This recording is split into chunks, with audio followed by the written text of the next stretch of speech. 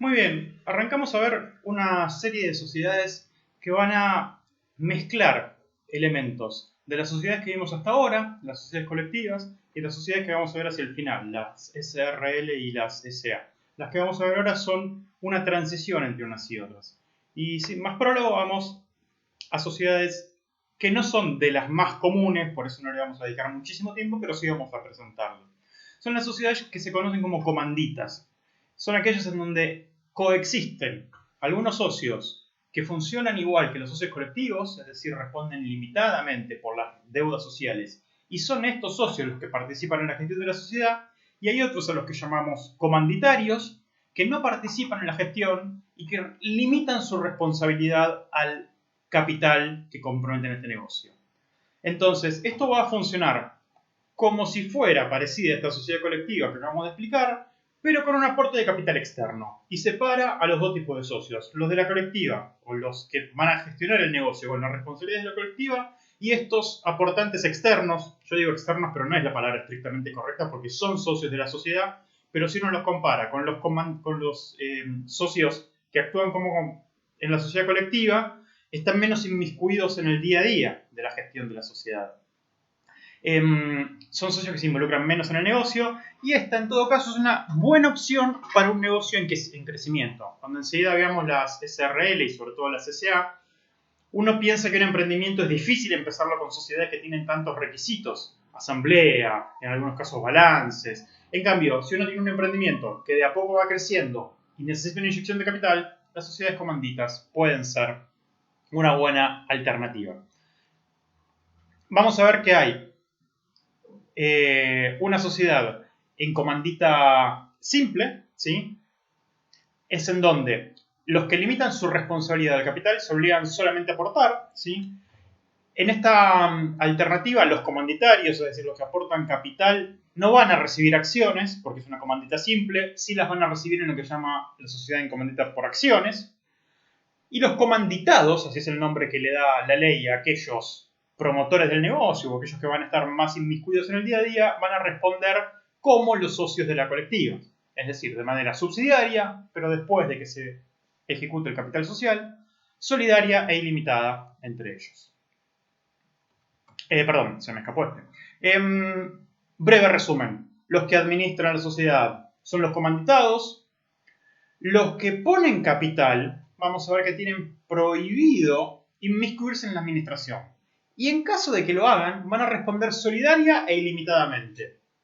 Es decir, el que pone capital responde solo por el capital que puso, pero si se mete en el negocio va a tener la misma responsabilidad que los socios comanditados. Ahora bien, esto no hace que él pierda su calidad de socio, es decir, sigue teniendo los derechos patrimoniales que le corresponden como socio en la calidad de comanditario, pero si se inmiscuye en la administración, tiene más responsabilidad. El objetivo de esto es mantener la idea de este negocio. La idea de este negocio era que los que manejan la sociedad son los que tienen la mayor responsabilidad. Los demás aportan capital. Entonces la ley busca proteger esa idea originaria de un negocio en donde se diferencian dos tipos de personalidades, de personas. Perdón.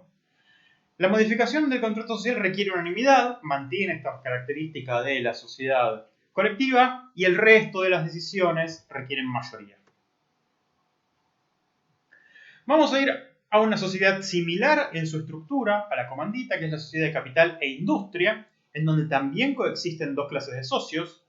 Los capitalistas, que responden, aquí quizás las palabras no se ayudan nada en esta sociedad, porque los capitalistas no son aquellos que ponen capital, sino que son aquellos que responden por las obligaciones como si fueran las de la sociedad colectiva, es decir, los que impulsan el negocio y los que tienen una cuestión más personal con este negocio, y por otro lado los industriales, que, atención, la ley dice, aportan solamente su industria, pero industria no es maquinaria, no es galpones, no es ninguna de estas cosas. Industria, en términos de este artículo, es trabajo. Industria como expertise, como conocimiento, como capacidad de realizar determinada tarea profesional, pero incluso también abarca tareas manuales, tareas científicas. Ahora bien, entonces, nosotros vamos a tener aquí algunos que manejan la sociedad, a diferencia del anterior que teníamos unos que ponen el negocio y otros que ponen el capital. Aquí hay algunos que ponen el negocio y otro que pone su conocimiento o su trabajo. El problema que resuelve la ley en este caso es que aquellos que ponen el conocimiento, a diferencia de la comandita anterior, de la sociedad comandita que vimos en donde los que están más lejos del negocio en sí, de la administración, ponen dinero u obligaciones que se pueden medir en dinero fácilmente, aquí los que ponen industria o trabajo, va a requerir la ley que ese aporte, que va a ser un aporte de hacer seguramente, esté cuantificado en el contrato social, o que al socio industrial, para decirlo de otra manera, se le fije el porcentaje de participación que tiene en esta sociedad. Y este porcentaje es relevante porque es parte del acuerdo original, ¿sí? Puede ser que tengamos una sociedad en donde algunos manejen el negocio, pero por ejemplo, sea una sociedad artística, en donde manejan el negocio unos, pero necesitamos el nombre y las capacidades del artista para hacer el negocio. Entonces ahí tranquilamente el industrial se puede llevar 50, 60, el porcentaje que pensemos. Si los que trabajan aportan solamente trabajo manual, probablemente sea menos. Eso es una cuestión que va por el acuerdo de partes. Y aquí la responsabilidad la responsabilidad del industrial, del que trabaja, es hasta la concurrencia de las ganancias. Un concepto nuevo que no vimos hasta ahora, que es hasta la efectiva distribución de utilidades, lo define la ley, esto es, el aporte que hizo, cuantificado, como lo habíamos visto antes, en porcentaje de participación en la sociedad o en dinero, más las ganancias. Es decir, yo respondo como trabajador, como industrial, en este caso trabajador industrial siendo la misma cosa, ¿no? Yo respondo por mi parte del aporte y por las ganancias que me tocarían y ya me han repartido o me están por repartir. Hasta ahí extiendo mi responsabilidad yo como industrial de estas sociedades. Y una sociedad muy relevante es la sociedad estatal con participación mayoritaria. No vamos a profundizar mucho en esta materia.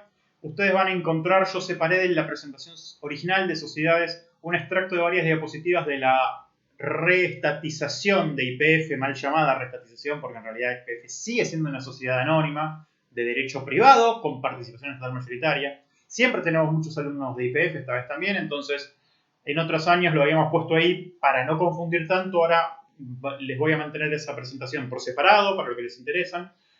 No vamos a profundizar este tipo de sociedades, pero son muchas. Lo que vamos a rescatar es que la sociedad estatal con participación estatal mayoritaria, sociedad anónima, perdón, con participación estatal, es como indica su nombre, una sociedad anónima que se regula en casi todo por el tipo de la sociedad anónima, pero el Estado tiene la mayoría de las acciones y prevalece en la asamblea de accionistas. Aquí hay algunas cuestiones a tener en cuenta, pero la más relevante es que esto agrega algunas incompatibilidades a lo que pueden hacer los directores o a quienes pueden ser directores, funcionarios públicos no pueden serlo. Cuando escuchamos que el gobierno designó a tal como director de YPF, por ejemplo, esa persona debería ser alguien que no tenga un cargo en el gobierno, es decir, es un privado a quien el gobierno como accionista lo propone como director de la empresa. Hasta aquí estos tipos sociales en los cuales no nos vamos a detener mucho más. Pasamos a uno muy relevante que es la sociedad de responsabilidad limitada. Bien, la sociedad de responsabilidad limitada, originalmente cuando se crea la ley de sociedades, que es un decreto ley del proceso de organización nacional, se pensó la SRL para las sociedades de mediano tamaño, las pymes, y dejar la sociedad anónima para las empresas de gran escala. Siguiendo con un problema que ya les señalé en varias oportunidades, nosotros tenemos que la ley de sociedades no es un manual del emprendedor, es decir, si ustedes quieren tener un negocio, no les va a pasar que leyendo la ley van a encontrar una ayuda, porque nos define la sociedad de responsabilidad limitada de esta manera. En el artículo 146 nos dice que el capital se divide en cuotas, que los socios limitan su responsabilidad a la integración de las que suscriban o adquieran sin perjuicio de determinada garantía con su patrimonio. Hasta aquí no nos dice nada. Para entender este artículo tenemos que saber lo que es una cuota, que uno puede tener una idea, pero uno necesita saber qué significa limitar su responsabilidad. Nosotros ya vimos responsabilidad en la clase de obligaciones. Ahora, responsabilidad es quién paga ante un determinado problema o incumplimiento. Bueno, aquí queremos que los socios limiten eso, tenemos que tener claro este concepto, pero tenemos que definir qué significa integrar o suscribir. La sociedad de responsabilidad limitada lo que define a este tipo son las cuotas, que se parecen a las acciones, pensando en un lenguaje casi cotidiano, pero que tienen una diferencia. Las cuotas no circulan libremente, mucho menos cotizan en bolsa, como algunos tipos de acciones. Las cuotas son un derecho patrimonial que me hace socio de la SRL, pero no es algo que está en el comercio porque yo lo puedo comprar y vender, pero no es algo que circula libremente, no es un título valor. No lo dije hasta aquí, pero nosotros estamos en esta clase de sociedades yendo de la sociedad más sencilla, del negocio más básico, hasta la más compleja, la sociedad anónima e incluso la que cotiza en bolsa. Como les digo, se va complejizando la situación, el negocio se va volviendo más interesante, pero a su vez la responsabilidad, que en la sociedad colectiva la responsabilidad era bastante alta, o la protección del patrimonio bastante baja, cuando vamos avanzando en la SA vamos a tener poca responsabilidad de los socios, alta protección del patrimonio. La SRL está en algún lugar intermedio, acercándose a la sociedad anónima en esto de complejiza el negocio. Al complejizar el negocio yo quiero más protección patrimonial para los socios y limitar más la responsabilidad. Vamos entonces a definir estos verbos que nos quedaban pendientes hasta ahora. ¿Qué significa suscribir e integrar? Suscribir se hace al momento de acordar, firmar el contrato constitutivo. La suscripción es la promesa de dinero o de bienes que hace el socio al entrar al negocio, o en este caso estamos viendo al iniciar el negocio. Entonces nos ponemos de acuerdo en hacer un negocio, le damos la forma de SRL, estamos de acuerdo en qué vamos a aportar cada uno, alguno aportará dinero, otro un inmueble, en todo caso van a ser solamente obligaciones de dar. Aquí en la SR no se puede aportar trabajo, solo obligaciones de dar y que sean susceptibles de ejecución. Y uso específicamente la palabra obligaciones, porque cuando yo firmo el contrato de constitución de la sociedad y me comprometo a aportar determinados bienes, eso es lo que decimos suscribir al capital, la promesa de entrega de bienes. Y es una obligación en términos legales. Una vez que yo firme ese contrato, estoy obligado a cumplir con esa obligación. Tengo que cumplir con la entrega del bien o del dinero. ¿Por qué separamos suscribir de integrar? Porque como ustedes se pueden imaginar, no necesariamente, en el caso de los inmuebles seguramente no va a pasar, pero en el caso del dinero también, no necesariamente se va a poner todo el dinero al momento de empezar el negocio. Puede haber un esquema en donde durante 2 años el socio vaya aportando dinero. O que si son inmuebles, se entregue un inmueble para empezar y otro luego cuando el negocio crezca. Hay diferentes alternativas que dependen del tipo de negocio que hagamos. Entonces, desde el momento en que se firma el contrato, el capital tiene que estar suscripto, es decir, el socio de la SRL. Se obliga a entregarlo, e integración es ni más ni menos cuando lo cumple. Cuando entregó el dinero, cuando lo depositó en el banco, cuando generó la entrega del bien según las condiciones legales. Entonces, explicados estos verbos, volvemos para atrás. ¿Hasta dónde tiene responsabilidad el socio de la SRL? La responsabilidad está limitada entonces a la integración de los aportes. Es decir, si el socio de la SRL prometió poner 100 pesos y al momento de empezar pone 50 y después por cualquier motivo la SRL le va muy mal, funde y tiene una deuda de 500 pesos, digámoslo así, y el socio había puesto solo 50, los acreedores van a ir contra el patrimonio social. Se van a terminar esos 50 pesos para intentar pagar la deuda que era de 500. Ahora bien, si no alcanza el patrimonio social con lo que han puesto los otros socios y la deuda es de 500, el socio que se había comprometido a 100 y había puesto 50, todavía le debe, justamente porque estaba obligado, le debe a la sociedad 50. Entonces, los acreedores no van a poder ir contra el patrimonio del socio personal, pero esos 50 que él le debía a la sociedad, como se obligó a integrarlo y no lo había hecho, pueden ir contra su patrimonio, pero hasta esos 50 pesos. Entonces, si yo me obligué a poner 100, voy a limitar mi responsabilidad hasta esos 100. No importa si lo haya integrado o no. Hasta donde se suscribió el capital, hasta ese nivel, hasta ese monto, es que la responsabilidad está limitada. Yo garantizo con mi patrimonio, el socio garantiza con su patrimonio, la integración del capital que suscribió, es decir, el cumplimiento de la obligación. La integración no es más ni menos que el cumplimiento de la obligación.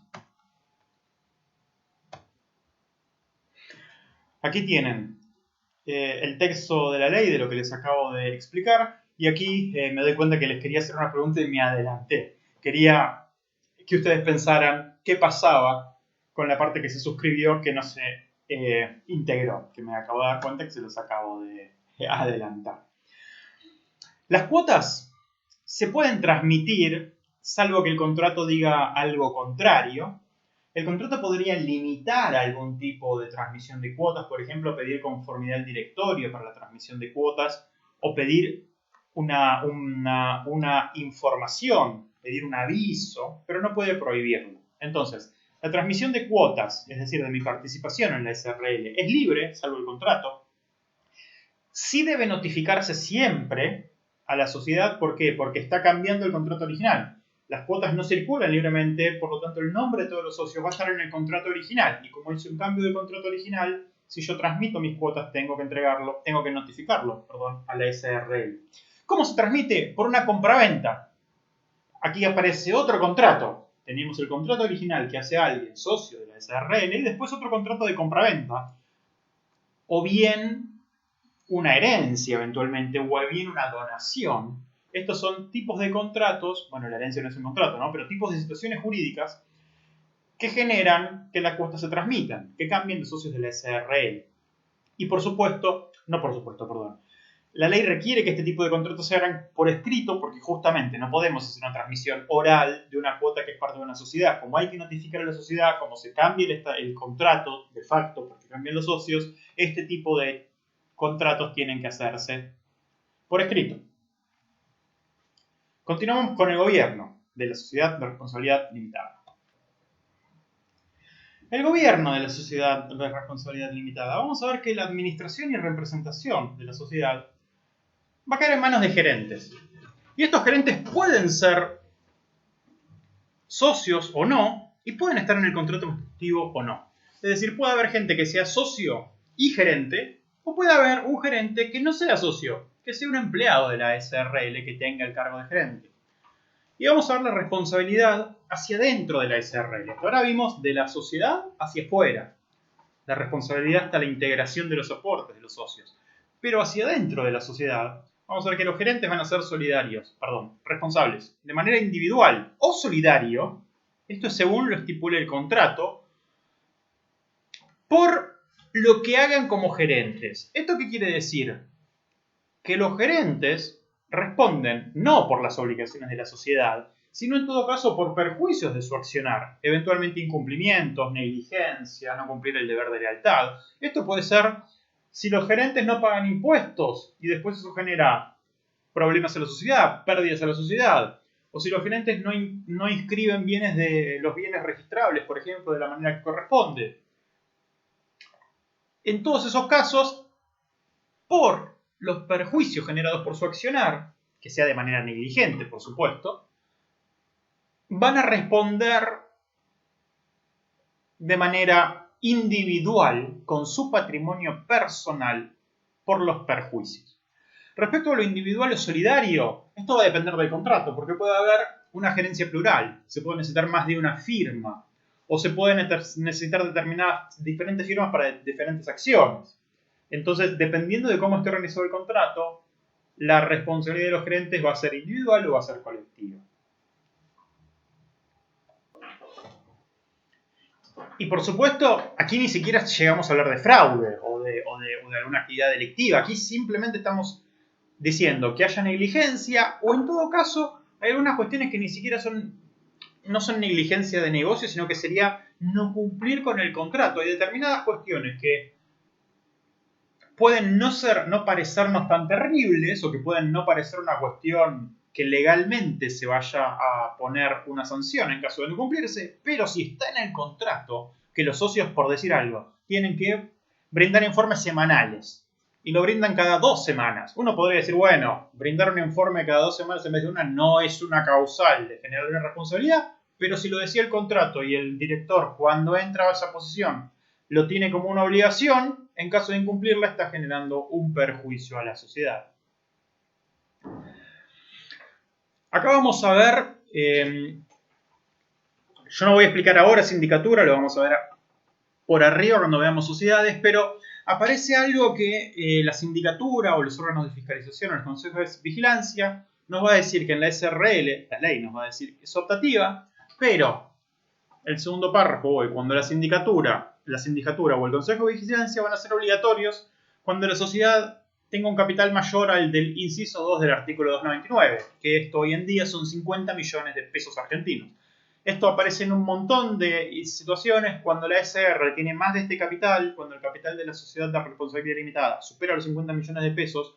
En muchas instancias, los niveles de formalidades requeridos, las responsabilidades y los trámites se asemejan a los de una sociedad anónima, se vuelve más parecida, se complejiza el negocio. Respecto a cómo se toman las resoluciones en la sociedad de responsabilidad limitada, la ley le da prioridad al contrato, es decir, el contrato define cómo se delibera y cómo se toman acuerdos sociales. Primero vamos a ver qué dice el contrato, y después la ley en este artículo, lo pueden leer ustedes, yo se los evito, se los cuento directamente, nos dice que si el contrato no dice nada, supone la ley que va a haber un sistema de consulta que va a estar coordinado por la gerencia. No nos dice estrictamente cómo va a ser, si va a ser oral, si va a ser por mail, claramente eso no está definido, pero acá vemos de vuelta esta idea de supletoriedad, en donde en este caso la supletoriedad no es la voluntad de las partes, sino al revés. Primero vale lo que estipula el contrato para tomar decisiones, y en caso que no diga nada del contrato, este sistema de consulta por la ley. Y de vuelta, si la sociedad tiene SRL, tiene más de 50 millones, va a requerir una asamblea de socios, al igual que pasa con la sociedad anónima. Siguiendo con esta idea, no tiene que presentar sus balances a la IGJ, la SRL, salvo que supere los 50 millones de pesos de patrimonio. Y con esto terminamos SRL. La voy a comparar con la colectiva. Luego, cuando veamos SA, vamos a comparar SA con SRL. Entre la sociedad de responsabilidad limitada y la colectiva, justamente hay primero una diferencia grande del negocio y legalmente de la responsabilidad. La SRL limita más la responsabilidad de los socios, o dicho de otras maneras, protege más el patrimonio personal de los socios. Pero para poder dar esta mayor protección y esta limitación de la responsabilidad más grande, necesariamente requieren mayores trámites y formalidades, como la obligación de inscripción, la certificación de algunas firmas, y hay lo que llamamos los economistas un trade-off. Es decir, cuando gano por un lado, pierdo por el otro. Y cuando gano por el otro, pierdo por el primero. Si yo quiero más protección del patrimonio y más limitación de la responsabilidad de los socios, necesariamente tengo más trámites y más requisitos. Si a mí lo que me importa es bajar el costo de administración, bajar los trámites, voy a tener menos protección a mi patrimonio. Y esto lo vemos siempre. Yo uso siempre el ejemplo bien gráfico, fácil de entender del negocio gastronómico del bar, que como les digo, hemos tenido casos en esta maestría, que está empezando y a veces empieza ni siquiera con contrato. Bueno, si yo empiezo con mi monotributo y un socio a tener el bar y tengo empleados, si lo hago de esa manera voy a tener muy pocos gastos, pero la responsabilidad personal en caso de que haya algún accidente con mis consumidores o con mis trabajadores va a ser muy alta. Pero también es verdad que si yo empiezo con una responsabilidad muy alta, una sociedad anónima para poner un bar, voy a tener un costo muy grande que al momento de iniciar tal vez no sea lo más inteligente para mis negocios. Entonces aquí vamos a ver que aparece reiteradamente esta cuestión de hasta dónde necesito protección y cuánto me sale esa protección. Vamos a ver más adelante que cuando comparemos SRL con sociedad anónima, esto vuelve a aparecer, solo que en una escala de negocio mucho más grande. Así que terminamos acá con SRL y ahora nos arremangamos y vamos con la sociedad anónima en el próximo video.